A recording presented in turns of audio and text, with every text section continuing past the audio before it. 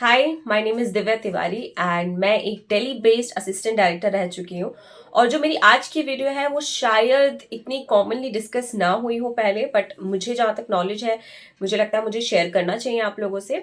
तो ये तो सबको पता है कि ऑडिशन कैसे देना है या फिर प्रोफाइल कैसे सेंड करनी है। आजकल कॉमनली लोगों को पता होता है कहाँ ऑडिशन देने जाना है, कैसे देना है। लेकिन ये चीज़ उन्हें नहीं पता होती है कि क्यों एक कास्टिंग डायरेक्टर या फिर एक प्रोडक्शन हाउस जो कैंडिडेट है उसको ब्लैकलिस्ट क्यों कर देता है, मीन्स कि फ्यूचर कंसिडरेशन के लिए उसको अवॉइड क्यों करने लगता है।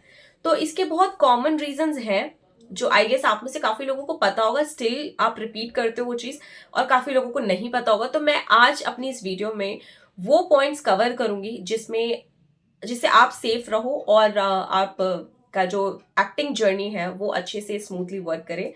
सो जो पहला रीजन होता है वो है आपका एटीट्यूड।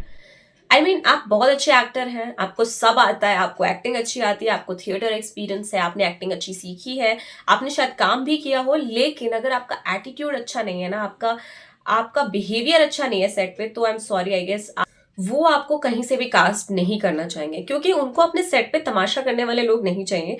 जैसे आपको अगर लगे कि आप बहुत ज्यादा एग्रेशन दिखाकर या फिर ऐसा कुछ करके हाँ आपको रोल मिल जाएगा, ये मिल जाएगा, नहीं मिलेगा। इवन आपके इस बिहेवियर की वजह से ना आपको हमेशा के लिए ब्लैकलिस्ट कर दिया जाएगा, क्योंकि उनको ऐसे काम करने वाले लोग चाहिए जो स्मूथली काम करते हो, जो सेट पर फालतू का लफड़ा ना करे या एग्रेशन ना दिखाए या कुछ ऐसी हरकतें ना करे जो उन्हें उनके सेट के लिए, उनके इमेज के लिए या उनके काम के लिए डिस्टर्बेंस क्रिएट कर सकता है। तो इसीलिए अपने बिहेवियर को सेट रखिए। आप जब ऑडिशन भी देने जाएं तो बहुत सब्टल तरीके से बात करिए, बहुत कामली, बहुत मेच्योरली चीजों से डील करिए। इवन अगर आपको कोई रिजेक्शन भी मिलता है तो उसको take it positively and work on that. तो हम आते हैं अपने सेकेंड पॉइंट पे, कमिटमेंट पे ना खड़े होना।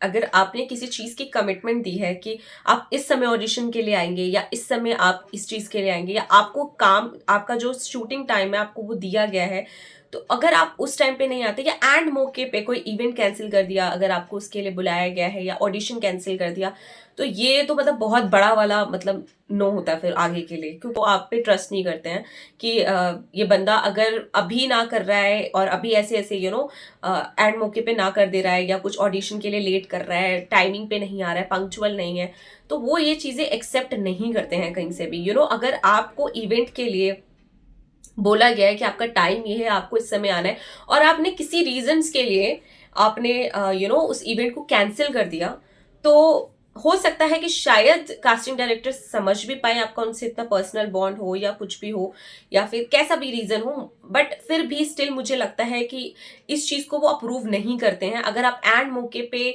कोई चीज कैंसिल कर दें फॉर एनी रीजन, आप उन्हें बताएं भी रीजन और शायद तब भी कैंसिल कर दें, तब भी वो इस चीज को अनप्रोफेशनल लेते हैं काफी। और ये उनके लिए सबसे बड़ा नो होता है, सबसे ज्यादा बड़ा टर्न ऑफ होता है कि तो इस चीज का आपको बिल्कुल ध्यान रखना है। मतलब I am not here for actually आपको डराने के लिए, बट मैं कुछ चीजें आपको पॉइंट्स बता रही हूँ सो दैट आप उस चीज को ध्यान में रखना आगे से। एंड कभी ये चीज मत करना, क्योंकि ये होता है, ये डेफिनेटली होता है। मैं आपको बहुत बड़ा एग्जांपल एक दूं तो आप वाईआरएफ के बारे में तो अच्छे से जानते हो, यश राज फिल्म्स बहुत बड़ा प्रोडक्शन हाउस है। तो वहां पे भी जब प्रोडक्शन हाउस ने श्रद्धा कपूर को ब्लैकलिस्ट कर दिया था फॉर रीजन कि उनके यहाँ का आई थिंक कुछ रूल होता है या कुछ उनका एग्रीमेंट होता है कि किसी भी एक्टर को वो साइन करते हैं तो उनको 3 से 4 फिल्म्स या पता नहीं 2 फिल्म्स करनी पड़ती है, उसी के बाद वो किसी और के साथ काम कर सकते हैं, या फिर ड्यूरिंग द टाइम अगर उनको मिलती है फिल्म तो मना नहीं कर सकते हैं उस चीज के लिए, उन्हें करना ही पड़ेगा वो फिल्म। तो in that case Shraddha Kapoor ने शायद इस जो ये एग्रीमेंट था उसको ब्रेक कर दिया था बीच में, और किसी फिल्म के लिए उन्होंने साइन कर लिया था। I think it was Aashiqui 2, which was a major hit. अब इसकी वजह से यश राज फिल्म्स ने उनको प्रॉपरली ब्लैकलिस्ट कर दिया था। तो आप समझ सकते हैं कि इतनी बड़ी स्टार जो है वो बहुत उनका उनका फेम अच्छा है, लोग उन्हें पसंद करते हैं, अगर उनको ब्लैकलिस्ट कर दिया जाएगा तो आप क्या चीज है, फिर आपको भी ब्लैकलिस्ट कर दिया जाएगा। तो इसीलिए अपना जो एक प्रोफेशनलिज्म है काम के लिए वो बना के चले, और जिस टाइम पे आपको बुलाया गया है, जिस काम के लिए आपको बुलाया गया है, जिस चीज की आपने कमिटमेंट दे रखी है, उस कमिटमेंट से कोशिश करिए कि आप पीछे ना हटे। कोई बहुत बड़ी सिचुएशन आ जाती है, कोई ऐसी सिचुएशन जो आप शायद कैंसिल करे बिना डील नहीं कर सकते, that is a different point all together, but ऐसे आप कोशिश करें कि आप इस चीज़ को अवॉइड करें। जो थर्ड रीज़न है वो बहुत ज़्यादा ऐसे कुछ खास इंपॉर्टेंट वाला नहीं है, बट हाँ ये मैटर बहुत करता है, क्योंकि काफ़ी सारे जो कास्टिंग डायरेक्टर है वो, उनके लिए ये चीज़ थोड़ी आई थिंक हेडेक रहती है कि अ, जो सामने एक्टर है वो उनके डायरेक्शन को समझ ना पाए। तो जो थर्ड रीज़न होता है वो ये होता है कि जब भी जो कास्टिंग डायरेक्टर है अगर वो डायरेक्शन दे रहा है, उस डायरेक्शन को आप सही से ले ना पाओ। सो देखो, नॉर्मली क्या है ना कि अगर आप एक न्यू कमर हो, आप सीख रहे हो, आप बहुत लर्निंग फेज में हो, तो इतना तो आई थिंक ये कास्टिंग डायरेक्टर भी अंडरस्टैंड करेगा कि आप पे इतना प्रेशर नहीं बनाएगा वो, कि और आपसे इतना एक्सपेक्टेशन उसको रहेगी भी नहीं कि आप बहुत स्मॉल डिटेल्स के ऊपर भी काम करें, आपको पता होना चाहिए, क्योंकि आपको एक्सपीरियंस नहीं है उस चीज़ का। So it's fine for them, I think they make you learn the small things, but ऐसा नहीं है कि वो आपको इस चीज़ के लिए बहुत ज़्यादा जज करेंगे। लेकिन कुछ चीज़ों के लिए वो थोड़ा बहुत आई गेस हो जाते हैं कि अगर आप उनके डायरेक्शन को स्मूथली ना समझ पाए, क्योंकि कई बार क्या होता है कि जो एक्टर है वो अपने कैरेक्टर से बाहर ही नहीं निकल पाता है। जैसे कैरेक्टर इन सेंस कि वो अपने सेल्फ का जो उनका कैरेक्टर है उससे बाहर नहीं निकल पाता है, और किसी और कैरेक्टर को इतना अच्छे से अडेप्ट नहीं कर पाता है, या उस वो डायरेक्शन जब अगर उसको चेंज करने को बोला जाए, इम्प्रोवाइज करने के लिए बोला जाए, तो उस समय मतलब भूल जाता है कि उसे क्या करना है, कैसे करना है, मतलब वो चीज़ों का डायरेक्शन अच्छे से ना ले पाए। मैं ये कहूँगी बहुत ज़्यादा डिस्टर्ब करे, जो माहौल है उसको स्मूथ ना चलने दे। अ, इस चीज़ में कहीं न कहीं जो कास्टिंग डायरेक्टर है वो बहुत सोचते हैं कि भाई सामने वाला चीज़ों को अच्छे से अंडरस्टैंड करे। If I am telling something तो वो उसी डायरेक्शन में काम करे। नो मैटर अगर वो एक अभी न्यू कमर है, फ्रेश है, दैट्स फाइन, बट स्टिल अगर वो आपको कोई डायरेक्शन दे रहे हैं तो उस डायरेक्शन पे काम करें। उनसे भले ही पूछ लीजिए, अगर आपको लग रहा है कि आपको ये लग रहा है कि मैं उनसे बार-बार कैसे पूछूँ, आपको थोड़ा शाय फील हो रहा है, तो आप असिस्टेंट डायरेक्टर को अप्रोच करिए। उनसे समझने की कोशिश करिए कि what he is actually trying to से।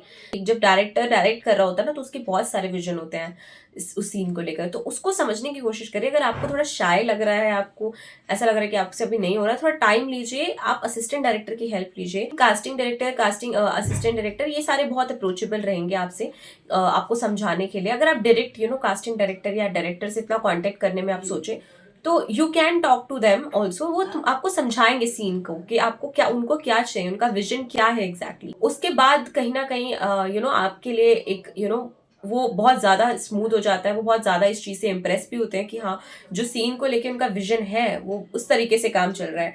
तो भले ही एक्टिंग थोड़ी इधर से उधर हो भी जाएगी ना, तो वो मैनेज हो जाता है धीरे धीरे, क्योंकि कई जरूरी नहीं है कि इंसान अपने कैरेक्टर में रहे।